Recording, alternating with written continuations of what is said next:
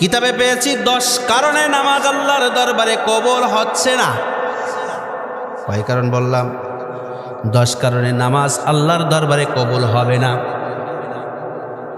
এখন 10টা কারণটা কি? আবার ভাইয়ের আমার, বন্ধুগণ আমার, 10 কারণে নামাজ, আপনার আমার নামাজ আল্লাহর দরবারে কবুল হচ্ছে না। নাম্বার 1 নাম্বার হলো যারা বিনা কারণে জামাত পরিত্যাগ করে। জামাত মানে কি? জামাত ইসলাম না কিন্তু। আপনারা আবার মনে করবেন রাজনীতি করছে। জামাত মানে এখানে জামাত মানে ওই জামাত না, এখানে জামাত বলতে হচ্ছে দলবদ্ধভাবে। মসজিদে যখন আজান হয়ে যায়, মুয়াজ্জিন সাহেব কত সুন্দর করে আজান দিচ্ছেন, হাইয়া আলাস সালাহ,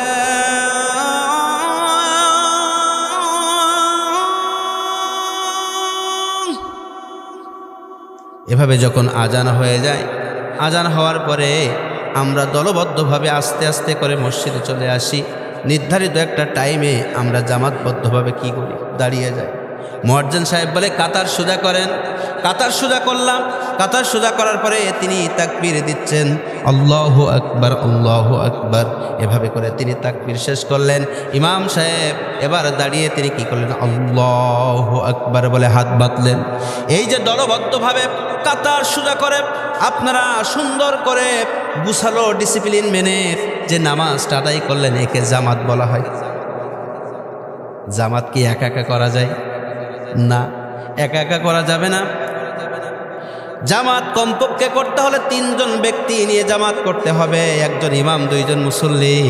আমার ভাইয়ের আমার, বন্ধুগণ আমার, এখন এই জামাত বদ্ধভাবে নামাজ যে ব্যক্তি ছেড়ে দিবে, ওই ব্যক্তির নামাজ আল্লাহর দরবারে কবুল। তাহলে নাম্বার 1 নাম্বার, যারা বিনা কারণে জামাত পরিত্যাগ করবে তাদের নামাজ কবুল হবে না। কথাকার। এখন আপনি আমি যদি একাকী নামাজ পড়ি, আপনি আমি যদি কোনো কারণ ছাড়াই যদি একাকী নামাজ পড়ি, নামাজ হবে না, এই গ্যারান্টি দিয়েছেন কে? আল্লাহ। নাম্বার 2, আল্লাহ পাক রব্বুল আলামিন বললেন, ওয়াকিমুস সালাতা ওয়াতুজ যাকাতা ওয়ারকাউ মা'আর রাকিন।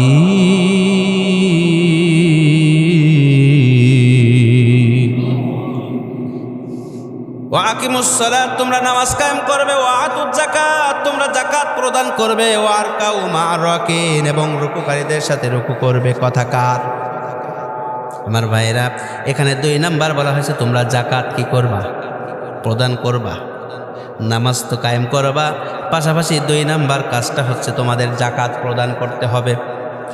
এখন কথা হচ্ছে কি, যারা বিনা কারণে যাকাত আদায় করবে না, আল্লাহ বললেন ওদের নামাজ আমি আল্লাহ আমার দরবারে কবুল হবে। এখন অনেকের অর্থ সম্পদ আছে, টাকা পয়সা আছে, গাড়ি বাড়ি আছে, যাকাত দেয় না। এখন যাকাতটা কি? আপনার আমি শুধু মনে করি কি, মাঠে মনে হয় ওই যে ইরিধান হয়, ইরিধান ভালো হলে যাকাত দেয়। তারপর কি সোনা গহনা থাকলে যাকাত দেয়।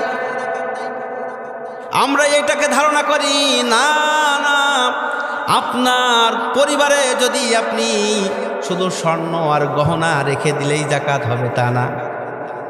এই স্বর্ণ পরিমাণ অর্থর পরিমাণ যদি আপনার পোশাক থাকে, তাহলে ওই পোশাকেরও যাকাত দেওয়া লাগবে। কি দেওয়া লাগবে? যাকাত দেওয়া লাগবে। অনেকের দেখবেন শোকেস ভর্তি প্রায় 1.5 লাখ টাকার কাপড় আছে। শুধু কাপড় কেনে আর পরে ভাইরা আমার, বন্ধুগণ আমার, এই কাপড়ের যাকাত যদি আপনি না দেন, কিয়ামতের দিন আল্লাহর দরবারে আপনার জবাবদিহি করা লাগবে। এজন্য হিসাব কিতাব করে পড়া লাগবে। আমি শুধু বোঝানোর জন্য এটা বললাম যে আল্লাহ পাক রব্বুল আলামিন বললেন কি, যারা বিনা কারণে যাকাত প্রদান করবে না, ওদের নামাজ আমি আল্লাহ আমার দরবারে কবুল হবে না। 2 নাম্বার গেল। 3 নাম্বার হচ্ছে কি, ইমামের প্রতি মুসল্লি যদি নারাজ থাকে সংযত কারণে, ওই ইমামের নামাজ আল্লাহর দরবারে কবুল হবে না। কঠিন একটা কথা। আমি ইমাম সাহেব, আমার পেছনে মুসল্লিরা নারাজ, আমাকে কেউ ভালোবাসে না, আমাকে কেউ পছন্দ করে না, অথচ আমার ক্ষমতা আছে, জোর যার মূল্য তার। আমি নামাজ পড়ালাম, মুসল্লিরা ভয়তে কিছু বলতে পারে না। আমার বাপ মসজিদ করে দিয়েছে, এজন্য আমি ইমাম। আমার ক্ষমতা আছে, আমি মসজিদ করেছি, এজন্য আমি ইমাম। আমি নামাজ পড়াই, মুসল্লিরা কিছুই বলতে পারে না। সংযত কারণে আমি ইমাম, আমার প্রতি যদি মুসল্লিরা নারাজ থাকে, ওই ইমামের নামাজ আল্লাহর দরবারে কবুল হবে না। কথা কার? ভাইরা আমার, তাহলে কয় নাম্বার গেল? 3 নাম্বার। 4 নাম্বার হলো পলায়নকারী গোলাম কারা? আল্লাহ পাক রব্বুল আলামিন বললেন, এখন তো গোলামের নাই, আগে ছিল। নবীজির জামানায় ছিল গোলাম মনিবের মালিকের অনুমতি ছাড়া যদি পলায়ন করে নামাজ আদায় করে, ওর নামাজ আল্লাহর দরবারে কবুল হবে না। আবার ভাইরা আমার, বন্ধুগণ, আবার 5 নাম্বার হলো যারা মদ খায়, যারা মদের ব্যবসা করে, যারা মদ খায় আর যারা মদের ব্যবসা করে। ভাইরা আমার, বন্ধুগণ আমার, এখানে যারা আছেন, এখানে কেউ কি মদ খান? খালু মনে মনে হাত তুলবো না। ভাইরা আমার, বন্ধুগণ আমার, মদ যারা খায় আর মদের ব্যবসা যারা করে, এরা যদি নামাজ পড়ে কপাল কালো করেও ফেলে, আল্লাহর দরবারে কবুল হবে না। ঝাউডাঙ্গা বাজারে যাবেন, নাম বলি দিলাম, আপনার তরকারি হাটের ভিতরে ঢুকবেন, যে গলি দিয়া দেখবেন পশ্চিম সাইডে একটা ঘর লেখা আছে মদের দোকান। হুজুর এতদিন জানতাম না, আজকে জেনে গেছি, কালকিতে যাব।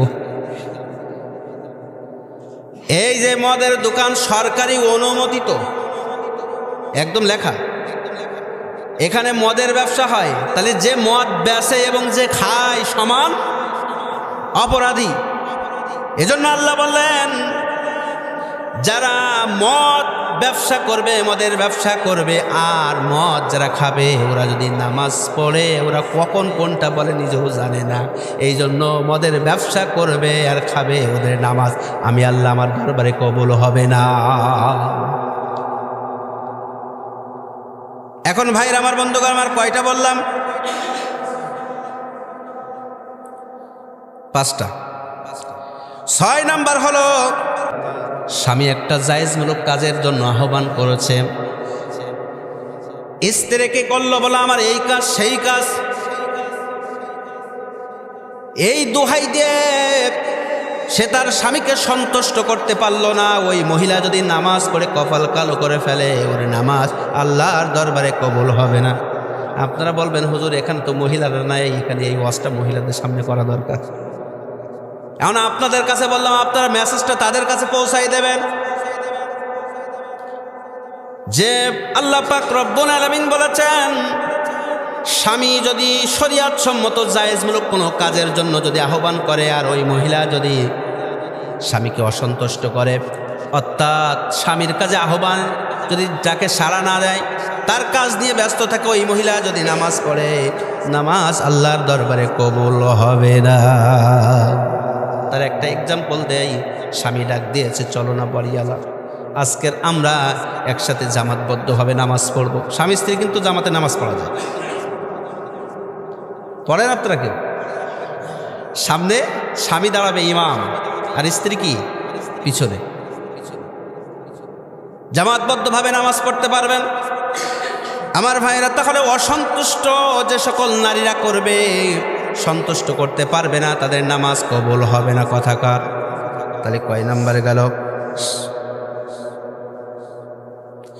6 নাম্বার পার হলো। 7 নাম্বার হলো যে সকল মা বোনরা ওন্না ছাড়া যারা নামাজ পড়ে, তাদের নামাজ আল্লাহর দরবারে কবুল হবে না।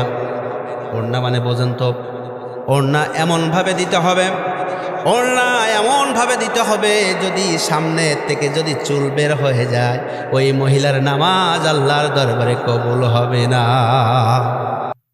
অনেক মা বোন আছে কোন রকম একটুখান দিলে আল্লাহু আকবার, সামনেতে এতটা দেখা যাচ্ছে, কিন্তু না, এমনভাবে আপনার ওড়নাটা দিতে হবে, হেজাবটা পড়তে হবে, যেন সামনের চুল যেন দেখা না যায়। এজন্য বলা হচ্ছে ওড়না ছাড়া যারা নামাজ আদায় করবে, পর্দা ছাড়া যারা নামাজ আদায় করবে, তাদের নামাজ কবুল হবে। কয় নাম্বার হলো? 7 নাম্বার। 8 নাম্বার হলো, যদি কোনো জালেম বাদশা হয়, তার জুলুম বন্ধ না হওয়া পর্যন্ত, আমার ভাইরা, যদি কোনো জালেম বাদশা হয়, এখন জালেম বাদশা হয়, তার জুলুম বন্ধ না করা পর্যন্ত যদি কেউ নামাজ পড়ে, তার নামাজ হবে। কঠিন একটা কথা। জুলুম করতেছে আপনার আমার উপরে, নিরীহ মানুষদেরকে, আপনার নিরীহ মানুষদেরকে হত্যা করতেছে, খুন করতেছে, জখম করতেছে। এজন্য ওই জুলুম বন্ধ না হওয়া পর্যন্ত নামাজ পড়লে নামাজ হবে, হবে না? আমার ভাইরা, আমার বন্ধুগণ, আমার একটা জিনিস আপনাদেরকে বোঝায়, বলেন তো, নামাজের গুরুত্ব বেশি না জিহাদের গুরুত্ব বেশি? না, জিহাদের গুরুত্ব বেশি। যদি বলেন কেন? যখন বদর যুদ্ধ শুরু হয়ে গেল, তখন হানা ওয়াক্তুস সালাত, সালাতুল আসর, নবীজি নামাজে রক্ত হয়ে গেলেন। নবীজি বললেন, নামাজ এখন পড়ার দরকার নাই। কাফেররা এমনভাবে ষড়যন্ত্র করতেছে, ওই দিন নামাজ নবীজির কাজা হয়ে গেল।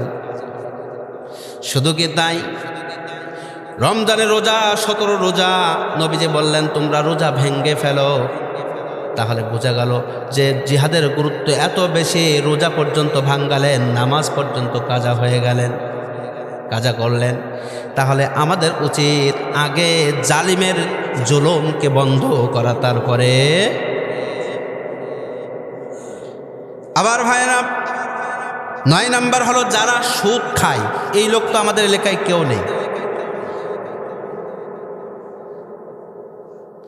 সুদ এখন আগে খেতো একরকম, আর এখন খাই আর এক রকম। সুদ খেত আগে বলা হতো সুদ, লোকে সুদ বললে খারাপ হবে, এখন বলে ইন্টারেস্ট। কি ইন্টারেস্ট? এখন বলে, কেউ বলে মুনাফা, কেউ বলে ইন্টারেস্ট, কেউ বলে মুনাফা। আর এখন এনজিও লোক বলে কি কিস্তি। কি বলছে? কিস্তি। এখন ভাইরা আমার, ঘুরলেও যা, পাল্টালেও যা। ওই যে আমাদের একজন ভাই বলেছিল রোজার পূজা, কিন্তু উনি বুঝালো কি আর বুঝলো কি? এখন আমাদের কথা হচ্ছে কি, যে ইন্টারেস্ট আর যে মুনাফা, যে সুদ, এখন কেউ ডাইরেক্টলি খায়, কেউ আনডাইরেক্টলি খাচ্ছে। আমি আপনার কথার উত্তর পরে দেব। আমি যেটা বলতে চাচ্ছি, যারা সুদ খায়, তারা যদি নামাজ পড়ে, রোজা রাখে, হজ করে, যাকাত দেয়, এদের ইবাদত কবুল আল্লাহর দরবারে হবে। একজন ব্যাংকে টাকা রেখেছে, হাজী সাহেব টাকা রাখার পরে মাসে মাসে লাভের টাকা তুলে নিয়ে আসার পরে খায়। জিজ্ঞাসা করা হলো, ভাই আপনি কিভাবে চলেন? বলে আমার ব্যাংকে টাকা আছে। তাই আমরা বললাম যে ভাই, ব্যাংকের টাকা থেকে যে লাভ আসে এটা তো সুদ হয়। তিনি বললেন, আমি জানি, এই জন্য বোন নামে করে দিয়েছি। কার নামে? বোন নামে করেছে অ্যাকাউন্ট, যাতে সুদ যাহাই হোক, আমি হাজী সাহেব তো খাচ্ছিনি, ও তো বোন নামেই আছে। ঘুরলেও যা, পাল্টালেও তাই। এবার ভাইয়ের আমার বন্ধুগণ, 10 নাম্বার হল মা বাবার অবাধ্য সন্তান। মা বাবার অবাধ্য সন্তান যারা আছে, এরা যদি নামাজ পড়ে, রোজাও রাখে, হজ করে, যাকাত দেয়, এদের নামাজ কবুল হবে। কথা কার? তাহলে বোঝা গেল, ইন্নাস সালাতা তানহা আনিল ফাহশাই ওয়াল মুনকার, নিশ্চয় নামাজ অশ্লীল এবং খারাপ কাজ থেকে বিরত রাখে। আল্লাহ পাক জানিয়ে দিয়েছেন। তাহলে 10 কারণে নামাজ আল্লাহর দরবারে কবুল হচ্ছে না, এটা আমরা বুঝে ফেললাম।